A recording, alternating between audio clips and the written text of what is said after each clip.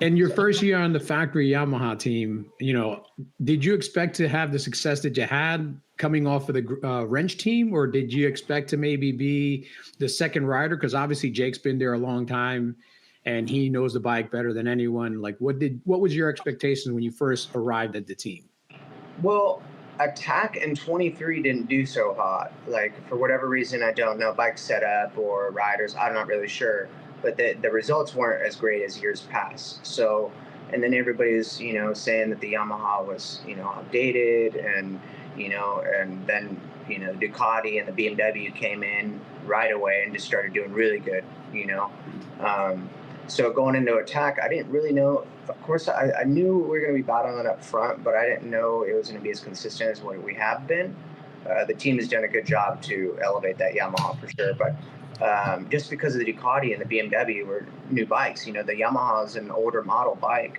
So I didn't really think that. I mean, I did know like we were going to be battling up front, but I didn't think it's consistent as we were, for sure. Like there was some races where it was like, it was really close with the Ducatis and BMWs at tracks that, that I shouldn't have been up there with them. So, but like I said, I knew it was going to be battling up front, but not as good as what I thought. When did you think you had that moment, that epiphany that it's like, hey, wait a second, I'm actually really fast on this bike? Like, is there? Because I know for me, I know exactly when I was like, oh man. Yeah. Bobby's not supposed to be doing that. Why is he doing that? And it's like, yeah. So, man, so I'm trying to think of the season, dude. It's weird. Like, I try to look back at the season. There's not many races I remember. It was like this year. Like, it's so weird. This is like the first year. Like, I'm so in this like little bubble. So like, I can't even think of. It's kind of bad and good. Because I would get off, let's just say if I won the race on Sunday, it's like I don't even remember the feeling. It's hard for me to enjoy it because all I'm thinking about was how to be better the next day, or I got to do it again the next day or the next race or something like that. So it's weird. Like when I think about the season now, it's a lot of it's a blur. But I knew like during testing in the winter, like we always tested this podium club.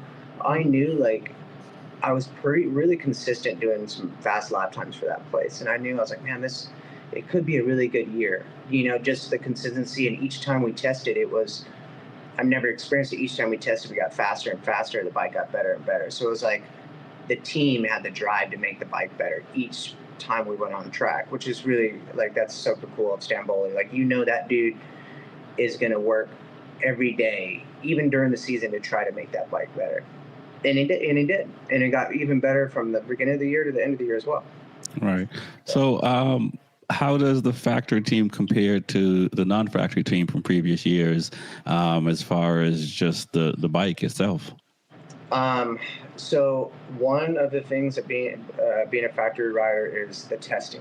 The testing is like, man, the testing is key for, to get the bike developed around you and to try different parts and stuff like that. Most privateer teams test once or twice before the season. We tested like five 2-day tests before the season. And then just the constant development on the bike. He's always trying to get something from Europe, which Europe I don't think helped out too much last year. It was more just all in-house, Richard Stamboli and his crew there. But it was just the constant development of the bike. One weekend we have a different swing arm, or one weekend we try a different tank. It was, different motor spec, a few different motor specs. So that's like the perks of being on a factory team. They're always developing, and they have, the budget to do so. When you're on a privateer team, like they're doing their best they can, but you're not going to test a lot. And the bike is basically the bike for the year usually. They're just scraping the funds to get it to the track.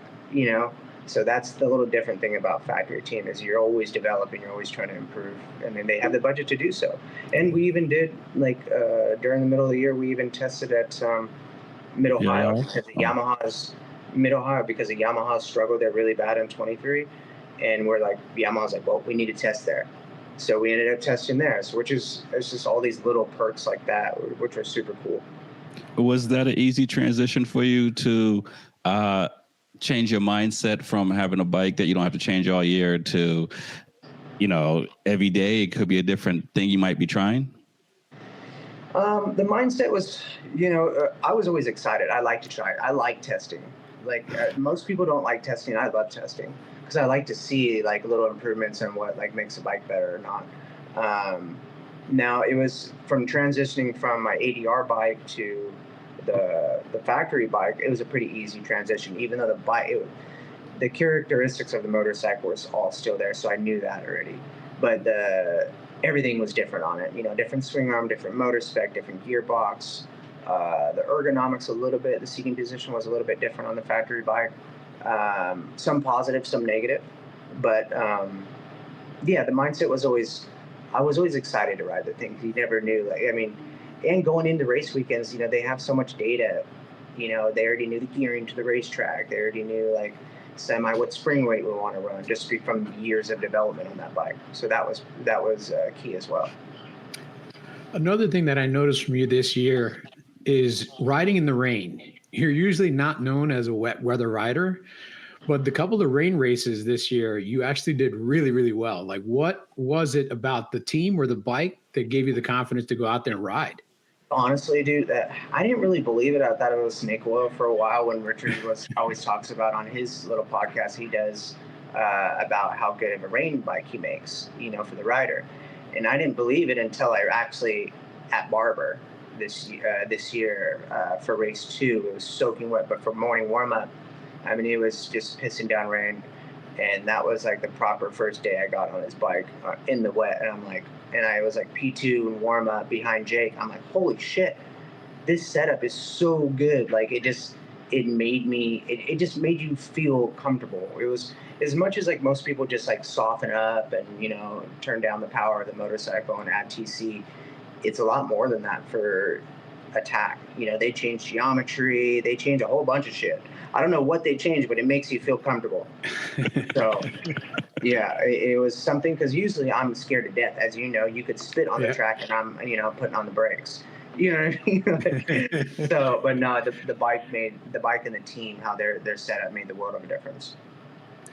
And so now you get through the season. I mean, for me, it felt like Laguna Seca was a big turning point because you like killed that weekend. Like you just showed up and nobody really thought you were going to do much that weekend, but you really like took it to the two guys that everybody thought was going to just walk away with the entire series.